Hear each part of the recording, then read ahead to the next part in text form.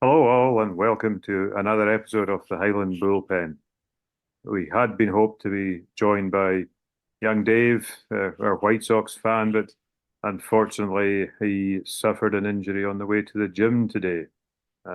He's been along to A&E, and the good news is he's been cleared all fit to make an appearance at Guaranteed Rate Field in just over 2 weeks' time. So we'll maybe talk about the White Sox for him in a wee while. They've been setting their own records there, and maybe that's why he'll be turning up at GRF shortly. But let's see. Unfortunately, Richard is waylaid as well. So it's the two old stagers tonight. The Highlander Alan here, and I'm joined by Yorkshire Dave. So Dave, good to see you. Good to catch up with you.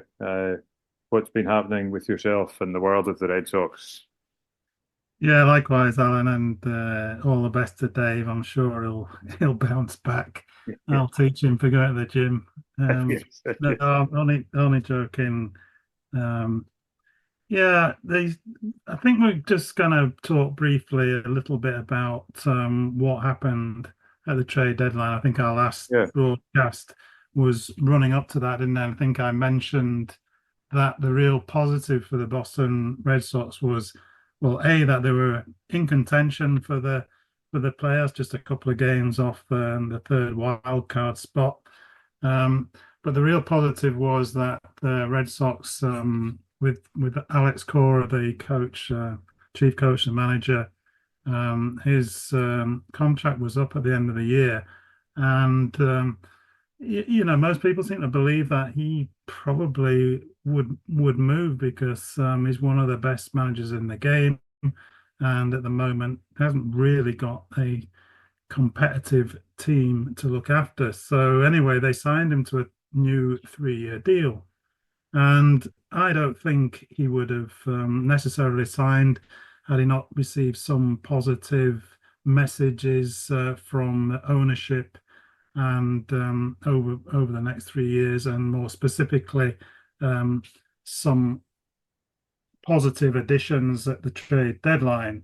He said himself that a few times that they're playing well and they're in contention for the playoffs. And he said that we should not be just content with aiming for the third wild card spot. Be greedy. Top spot in the AL East is not impossible. They're still only 6 games back. I'm not saying it will happen, but that was his mindset, and he made it clear that there's if you don't buy, if you don't improve your team, if you do nothing, then you may still be in contention, but your opponents, the other teams who are also vying for the playoff spots, they are likely to have gotten better. They're likely to have improved their team. So that is the danger. So what did we do? Well, we have a new chief baseball officer in Craig Breslow. He replaced Kyle Bloom last October, and he's just completed his first trade deadline. In interviews leading up to the trading period, he was clear he would be definitive about which lane the Red Sox would be picking in terms of the ball club being a buyer or a seller. And it soon became clear that Boston would be in the buying lane, and targets were identified and a shopping list emerged. And what it was clear they needed was an additional starting pitcher, a right-handed bat, because there's a lot of lefties in the lineup, and some bullpen help. I think you always need help. We need help, don't we? The bullpen always needs help, Dave. Yeah, absolutely. So the Red Sox organization in general and Chaim Bloom in particular had been severely criticized for what seemed to be not only a reluctance to spend money, but even a reluctance to trade their prospects. And they've got some good prospects in their farm system.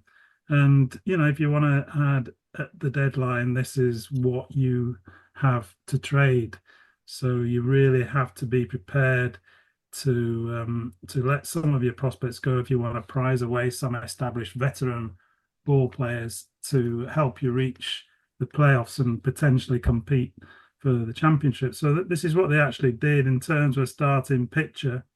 They re-signed John Paxton.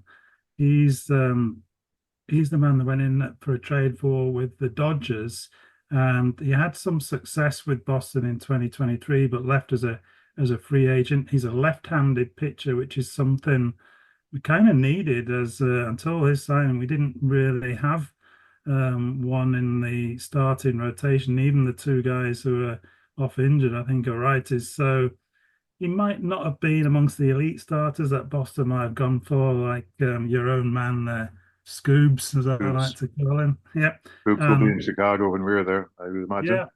Even Flaherty of the Tigers, for instance. Nevertheless, Paxton's, he's an experienced pitcher, and he knows Fenway, and he actually picked up his 1,000th strikeout the other day against the Mariners, and it was actually the Mariners who drafted him in 2013. So in terms of a right-handed batter, they have signed one, but it wasn't a sort of in an expected position. They've actually signed a catcher from the Blue Jays for 3 minor league infields. It had been thought that we were okay in the catching department, Connor Wong in particular, and Reese McGuire, but Reese McGuire bats left-handed, so they must have thought that having 2 righty catchers was the answer. So whichever catcher is playing that night, you've got an extra right-handed batter in the lineup. And yeah, it's a tough game, isn't it? Baseball, and McGuire, who's not done a lot wrong, was dropped down to the minors. They've actually got a very good prospect catcher in a guy called Kyle Teal. He actually bats left, but he's the Red Sox number 3 prospect. Okay.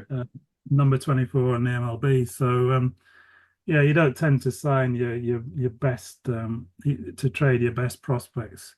In terms of the bullpen, they've made 3 acquisitions. A guy called Lucas Sims of the Reds was signed. I don't really know much about him, and they've signed a young guy from the Pirates called a new name to me, Quinn Priester, who they traded for a guy called Nick York, who was probably, certainly the most highly rated prospect that we traded this deadline. So they must think a fair bit about Priester. He's been assigned straight away to the AAA team, the Worcester Red Sox, the Woo Sox. So we'll see if he's used this year. And they signed a veteran guy. When I saw the name Louis Garcia, I thought, "Ooh, that's interesting." But there are 2 Louis Garcias. There's one, the extremely successful starting pitcher for the Houston Astros. So it's not that one, but he's a veteran setup man. He's 37. He's been around, so we'll see. So in conclusion, they definitely picked a buying lane, which is good, although it would be hard to say that they picked the absolute fast lane. Nevertheless, all help is greatly appreciated.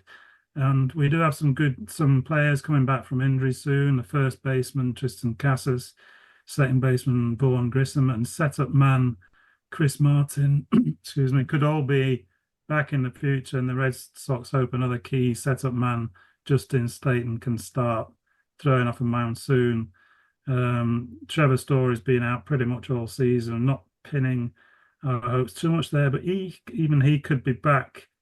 And even though there might be some grumbles that we've not gone for a real star, it could have been much worse, if the belief was that the Red Sox wouldn't be in contention. So if that had been the case at the deadline, they could have lost some key players because the veteran closer Kenley Jansen could have been a very keen target for someone in contention. Just for this year, he's been on good form. He's almost, well, apart from the Yankees guy whose name escapes me, I think he's second or third in the all-time saves league. So also starting pitcher Nick Pivetta could have been he's another free agent at the end of the year. He could have been of interest to another contending side, an outfielder Tyler O'Neill. So that's another positive. You've kept your best players who are going to be free agents at the end of the year, and they might well be. I don't think Kenley Jansen's going to be offered a new contract because they've got another closer in, haven't they? Hendricks, who they got from the White Sox. So yeah, we'll see what Yeah. happens. We've taken the last three series against fellow contenders, the Mariners and the Royals and the Rangers. I'm not sure they might be considered contenders, but up next is a 6-game homestead against the Astros and Rangers, followed by a tough road trip with 4 games in Baltimore and 3 in Houston, just before we head out ourselves to Chicago for our road trip. So Yeah. everything to play for. Yeah, the Rangers they're still the world champions, so good win. They seem to they're obviously not firing in all cylinders just now, but I think sometimes we forget that they won it all last year. So um, they're a good team to beat. Interested, I never really come across the concept you were talking about there of the different lanes. I was just sort of thinking of like football. We've got our 2 transfer windows, and I don't know. Do teams go in? There are teams who will sell their good players, but as a general rule, nobody's looking to go into a winning or a tanking lane, I guess, in football. The tanking lane, I guess, would be for teams who are getting rid of a couple of sellable assets and picking up a lot of prospects. Any team in the bottom half of a league doing that in football, soccer, would bring on the threat of relegation, I guess. And the teams at the top of the league are always looking to strengthen to try and win the prize or get a European spot. Teams at the bottom, they're fighting against relegation. Are there many mid-table teams, guaranteed mid-table teams in January in the league season? Not really sure about that. So it's just another quirk of baseball that we cricket fans might not be overly familiar with. I don't know if you've any. I don't know if that was something that am I missing something obvious? Is that something a fair comment? No, not at all, Owen. I mean, there's you either trade to improve your team. So when we say buying players, it's slightly different in baseball, isn't it? In football, it's money that talks, really, Yeah. transfer Yes. fees. So the big clubs have got the most money and they can Yeah. entice the guy away. If you're offering 50 million for Yeah. a guy defender, that is hard to turn down, isn't it? Yeah. Not saying money doesn't change hands in baseball, but what tends to happen is that if a team is not in contention and maybe looking to rebuild, and they've got a couple of saleable items, so a good starting pitcher that someone's looking for, a good veteran,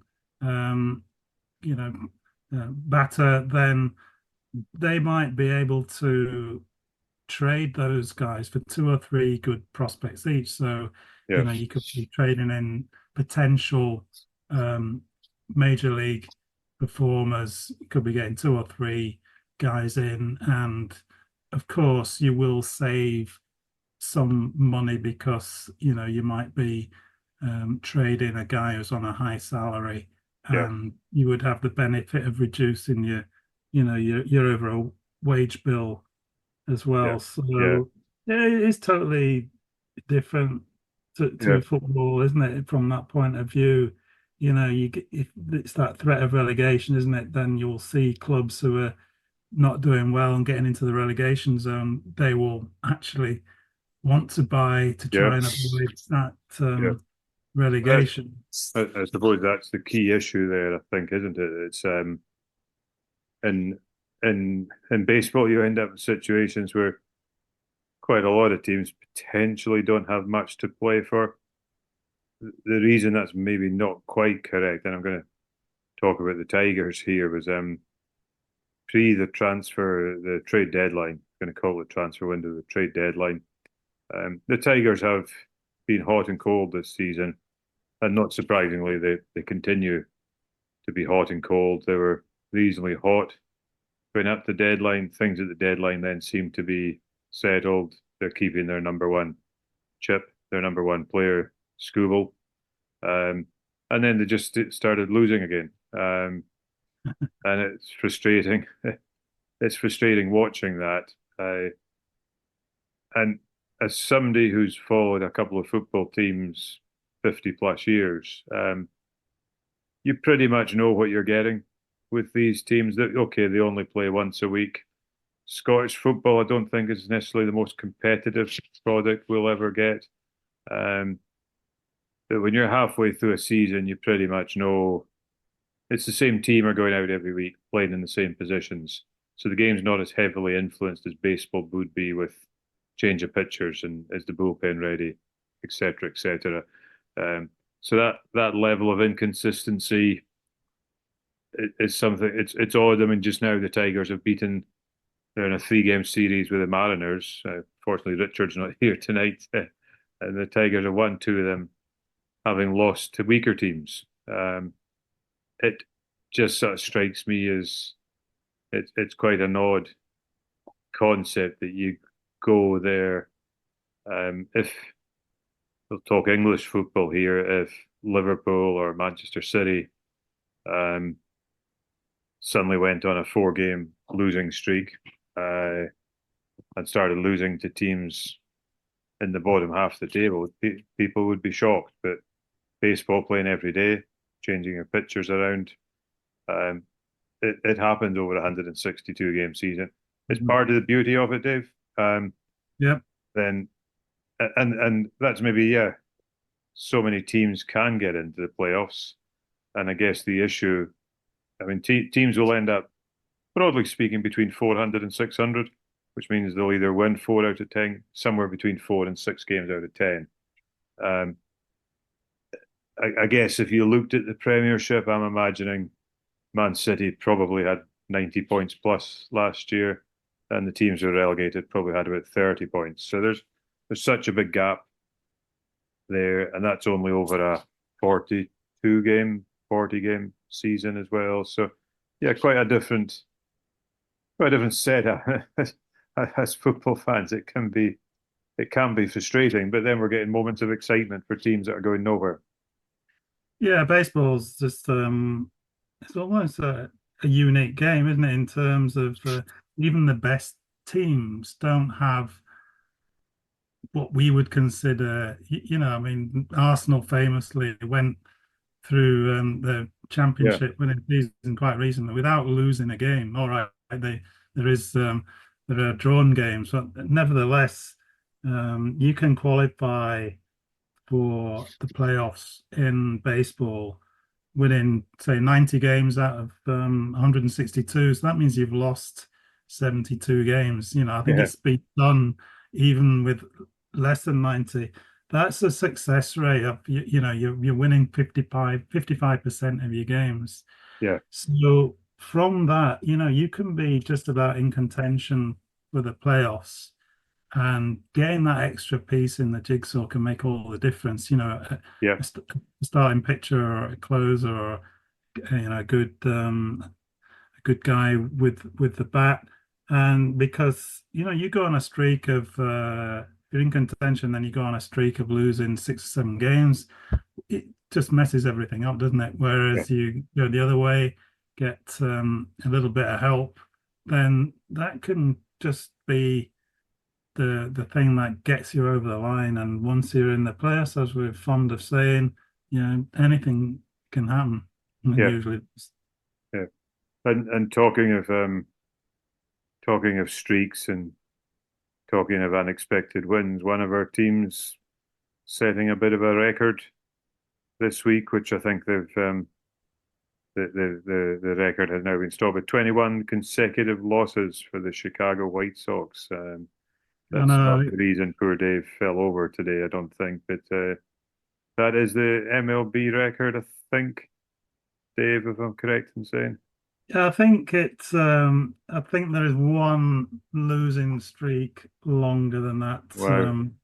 23, the Phillies 1961 Phillies. So they avoided that. But yeah, 21 losses in a row is pretty tough. And then of course they won a game, and I watched them last night and they played really well. They're two 2-0 up, and they brought in the bullpen, and I'm afraid they gave up the game. So I was speaking to Dave afterwards, or messaging Dave, and he said it's been a bit like that. They've had some quite good starting pitching all season, but their run scored has not been great, and the bullpen has kind of given up games. And I think I did hear the commentators say that they either haven't won a game from behind. Once they start losing, then they don't seem to come back. So I don't know what that says, whether it's something lacking in the run production department or the bullpen, or both. Well, they took the step today of dismissing their manager as well. But fortunately, they gave him the good grace to see the losing streak stopped by that couple of nights ago. So that's a good point. So more big changes in Chicago. We'll see them in a few weeks. Hopefully we can get Dave to come in and put his expert analysis on that. We might be able to add him on to this program if he does a wee piece for us. Yeah, we can certainly look to do that. And I think the good news for the White Sox is with us heading over. I've seen the Detroit. We're going for the 4-game series with Detroit. I've seen the Tigers play 8 times in the US of A, and I've seen them win once. So good news for you, Chicago White Sox fans out there. We hope to come over, share a few refreshments with you, and share the joy of baseball. We'll no doubt speak to you all before then, but for now, thanks for listening again, and we'll catch up soon. And goodbye from the Highland bullpen.